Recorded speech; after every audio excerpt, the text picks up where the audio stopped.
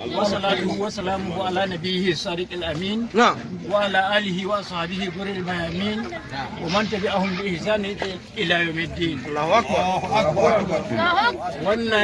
wani bawan Allah ne ya shigo unguwanmu lafiya lau babu alamu yana zo bakin kofar gida na sai a shigai da nan ya shiga abubuwa na hauta kana an sako daga baya da mutane suka zaburan mishi yace turo shi an kai kashe malam wat turo shi yace sani yabo wadda da bakin ka suwa na turo ka dawa sani yabo dawa kuma sani magaci dawa kuma tambari abu ya aiji sun kace to kai mi inda mallam hada mutane gaskiya sun kace in tuwan kashe mallam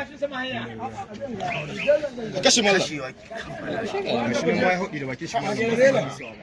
amma kamata ba haka jama'a kun ga abin da nake faɗa muku kuma wannan ya zama shaida Allah shi kara ba